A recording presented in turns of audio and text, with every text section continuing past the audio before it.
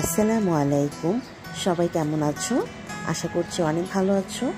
আলহামদুলিল্লাহ আমিও অনেক ভালো আছি। তো আজ চলে এসেছি তোমাদেরকে আমার ব্যালকনির যে বাগানটা করেছি, সবজি বাগান বলো আর এমনিতে বলো ফুলের গাছ, এগুলো দিয়েই ব্যালকনিটা আমি সাজিয়েছি।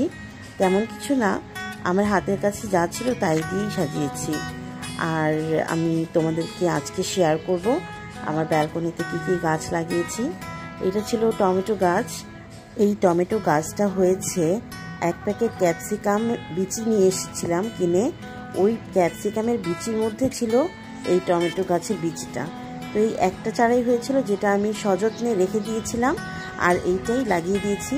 মাশাআল্লাহ কতটা বড় হয়েছে, ফুল এসেছে আর কয়েকদিন পরে টমেটো ধরবে ইনশাআল্লাহ। আর এটা ছিল করলা গাছ।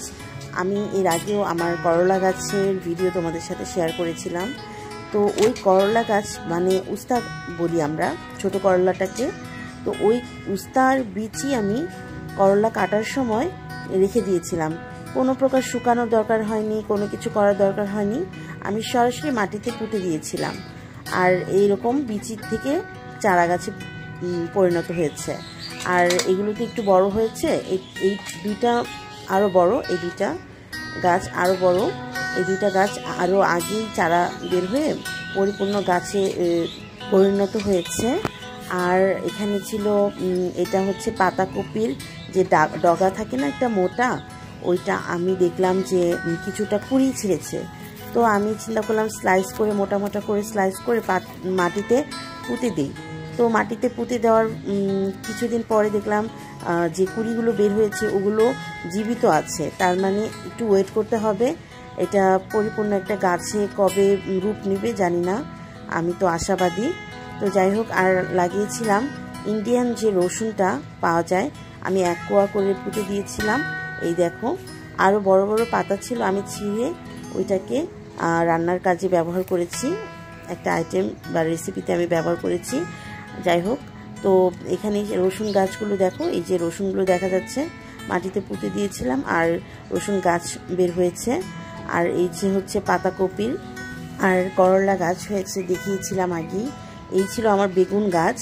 বেগুন গাছে ফুল এসেছিল, ফুল ঝরে পড়েও গিয়েছে, বাট এখন পর্যন্ত ফল ধরেনি।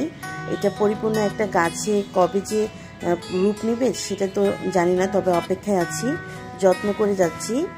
আর এখানে ছিল টমেটো গাছ, আরও কিছু টমেটো গাছ আমি লাগিয়েছি। এগুলো সরাসরি টমেটোর বীজ থেকে আমি এই চারাগুলো লাগিয়েছি। আর প্রথমেই আমি টমেটোর বীজগুলোকে রোদে শুকিয়ে নিয়েছিলাম, ওই ঝরঝরে বীজ দানাগুলো কিছুদিন একদিন 24 ঘন্টা পানিতে ভিজিয়ে রেখেছিলাম। আর পানিতে ভিজানোর পরে ওই বীজগুলো মাটিতে কিছুটা ছড়িয়ে দিয়েছিলাম। আর তা থেকে এত পরিমাণে চারা বের হয়েছে মাশাআল্লাহ। এগুলো আলাদা করে লাগাতে আমার অনেক কষ্ট হয়েছে, বাট কিছু পেতে হলে তো কিছু দিতে হয়, তো এটাই ছিল আমার এফোর্ট দেওয়া। যাই হোক, এই গাছগুলো তো তোমাদের সাথে আগেই শেয়ার করেছিলাম। এগুলো ইনডোর প্ল্যান্ট।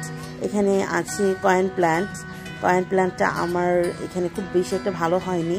এগুলো বড় বড় কয়েন প্ল্যান্টগুলো দেখলে এত সুন্দর লাগে, আর এখন তো আর্টিফিশিয়ালও বের হয়েছে। যাই হোক, আমি এগুলো টব এনে মাটি দিয়ে লাগিয়ে দিব, যেন ঘরে সাজিয়ে রাখতে পারি।